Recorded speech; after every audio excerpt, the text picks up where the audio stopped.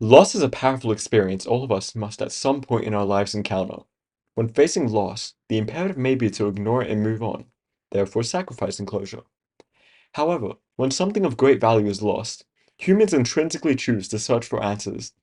In the context of love and loss, the shared human propensity becomes a hunt.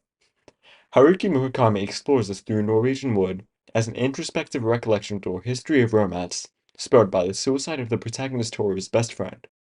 The novel explores how to be human is not only to grieve, but to try and justify it by looking for answers, regardless of how intangible they may be. Norwegian Wood is written from the perspective of a 40-year-old man named Toru, who is provoked into flashbacks about his past romantic life in Tokyo upon hearing an orchestral rendition of the Beatles' Norwegian Wood. The song represents the singer John Lennon mistaking socializations with a woman for sexual advances, and hence acting in an irrational way. Through the flashback, the reader is invited into 1960s Japan, between the border of Tokyo and countryside Japan, to re-examine the seemingly unfounded suicide of Toru's close friend, Kazuki.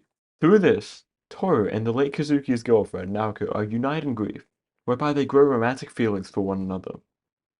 By nature, this relationship becomes morally difficult to define. Toru is inadvertently in love, yet understands that neither Naoko nor himself are mentally capable of a serious relationship after the death of someone very close to them.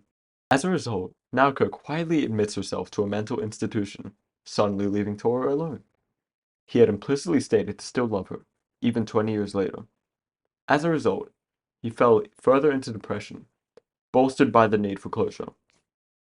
More importantly, while the natural need for closure is delineated, Murakami constantly complicates this through time, memory, and perspective.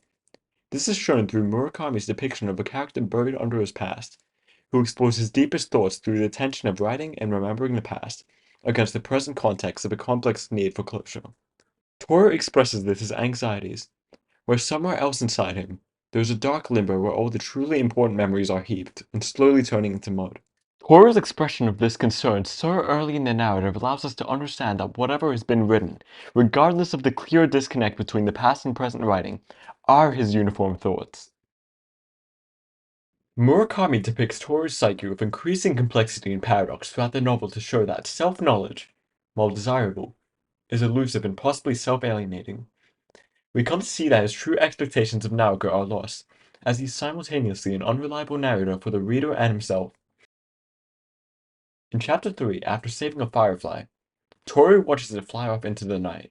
Yet even as he says, its light remained inside me, like a lost soul, he concedes that it is beyond his grasp. My fingers touch nothing.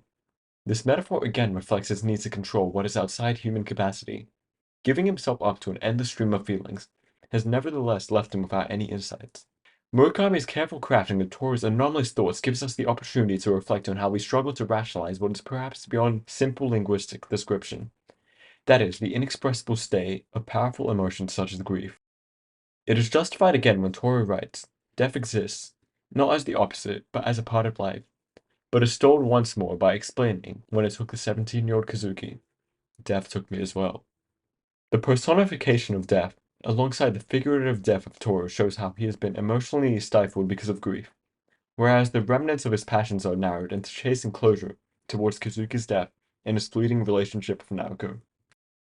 It is said that time brings wisdom, yet Toru directly opposes this, as he remains unsure of his past even 20 years later. Murakami shows this in Chapter 3, where his relationship with Naoko results in Toru sleeping with her. He mediates on if it was the right thing to do, and states that even now, almost 20 years later, he can't be sure. Toru's words are inconsistent with the expectation to eventually forge an answer to his troubles. This allows us to understand the frailty nature of wisdom, realizing that certain problems are too great to grasp. The lack of understanding from Toru is further emphasized in Chapter 6, where he later meets Naoko in her mental institution and awaits Naoko's exit from her building of residence. Toru creates an intertextual reference to F. Scott Fitzgerald's The Great Gatsby, as he writes that he watched Naoko's building the way Jay Gatsby watched that tiny light on the opposite shore night after night. Jay Gatsby is like Toru, in the sense that they both pursue closure to an extreme, hoping for an answer in some positive form. However, in both texts, namely Norwegian Wood, the motivation remained uncertain, as Toru fails to justify his own actions of the past and present, alongside the everlasting search for insight, which he participates in. Murakami does not provide a finite answer for where closure is found, or how to effectively see it through. Instead, he vividly reveals that closure is not a guarantee, but rather a gift. To experience loss is certain, yet to be able to justify its cause can be a product of sheer luck, effort, persistence, or moreover, an impossibility.